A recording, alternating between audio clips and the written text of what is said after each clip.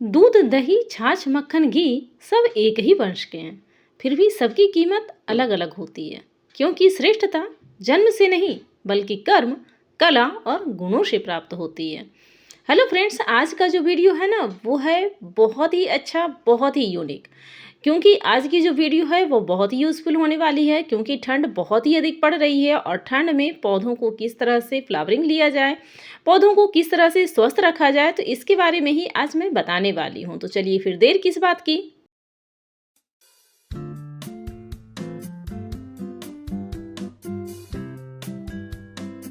आज मैं यूज़ करने वाली हूँ गार्डन में मेथी दाना। जी हाँ, बिल्कुल सही सुना आपने, मेथी दाना।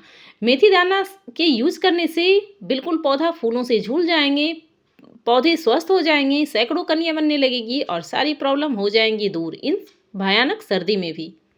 क्योंकि मेथी में होते हैं कई तरह के पोषक तत्व जो पौधों के लिए बहुत ही लाभकारी होते हैं। वैसे भी मेथी बहुत ही लाभकारी होता है। मेथी में पाया जाता है iron, calcium, magnesium, potassium, sodium, zinc और फास्फोरस जैसे कई सारे मिनरल जो पौधों के लिए बहुत ही फायदेमंद होते हैं, इंसानों के लिए भी फायदेमंद होते हैं। लेकिन आज मैं मेथी दाना का उपयोग गार्डन में करने वाली हूँ।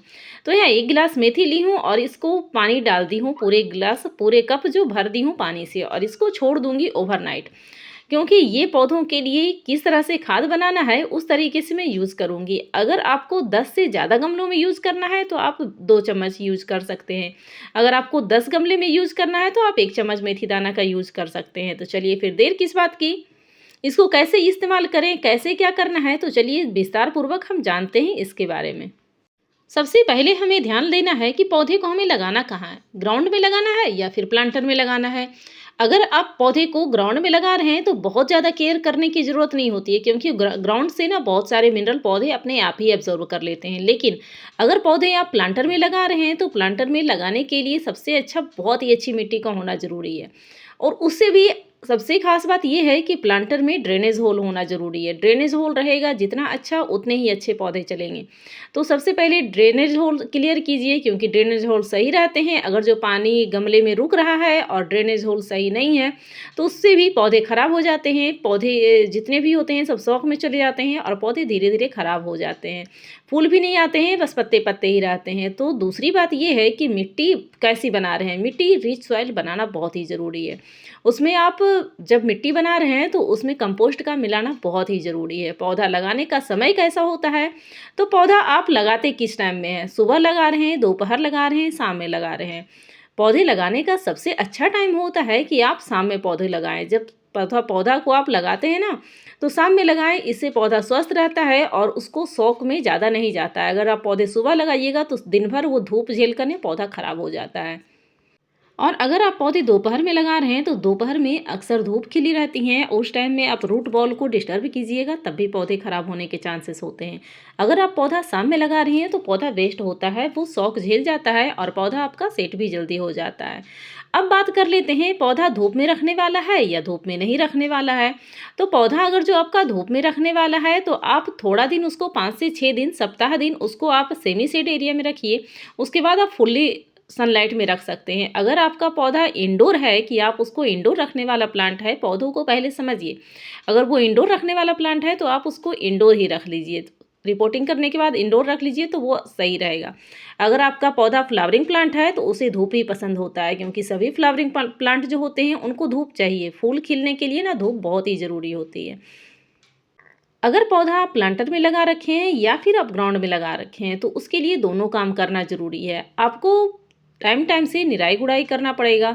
जितने भी खरपतवार, वीड्स वगैरह निकलेंगे सभी को निकालना पड़ेगा, क्योंकि अगर जो आप खरपतवार वैसे ही छोड़ दीजिएगा तो पौधे की जो पोषक तत्व होते हैं वो खरपतवार यूज़ कर लेता है, तो पौधे को अच्छे तरीके से मिनरल वगैरह मिलता ही नहीं है। तो इस तरह से भी पौधे खराब होते हैं। तो बहुत ज़रूरी है ये सब सारी जानकारी कि पहले पौधों को लगाएं, पहले पौधों को निराई गुड़ाई करें, पौधों को केयर करें, पौधों को समझें। अगर जो पौधे को अच्छी तरीके से समझ लिए हैं तो फिर आप पौधे को अच्छी तरीके से देखभाल करने के लिए तैयार हैं। जितनी सारी कलियाँ सब देख रहे हैं वो पौधे का जो होता है अधिक सर्दी में भी पौधे इस तरह से खिले रहते हैं। वैसे ये जो है कलांची तो कम धूप में भी अच्छी तरीके से खिलता है, लेकिन इसको अच्छी कंपोस्टिंग चाहिए, अच्छी तरीके से खाद चाहिए, तभी तो ये फ्लावरिंग अच्छे से अच्छे करता है। और ज़्यादा से ज़्यादा फ्लावरिंग करने के लिए आपको कंपोस्ट किसी न किसी तरह का देना होता है। तो इस तरह से आप देखिए यहाँ पर मेथी ना मेरा भीग कर तैयार हो गया है। ओवरनाइट में छोड़ दी थी और ये अच्छी तरीके से भीग गया है। इसका आप कलर देख रहे हैं पानी का, वो भी अच्छी तरीके से चेंज हो गया। बिल्कुल पीलापन आ गया है पानी पर, जो मेथी का कलर होता है ना उसी तरीके का आ गया है। तो यहाँ पर मैं एक ली हूँ बोतल, और बोतल में ना इस ग्लास के पानी को सारे डाल दी हूँ मैं यहाँ पे। अगर आप इस पानी को अच्छी तरीके से यूज़ करना चाहती हैं तो इसका एक भाग, मतलब 1 कप आप पानी लीजिएगा तो इसमें 5 गुना इसमें और भी नॉर्मल पानी मिक्स कीजिए, और इसमें मैं डालने वाली हूँ एप्सम साल्ट।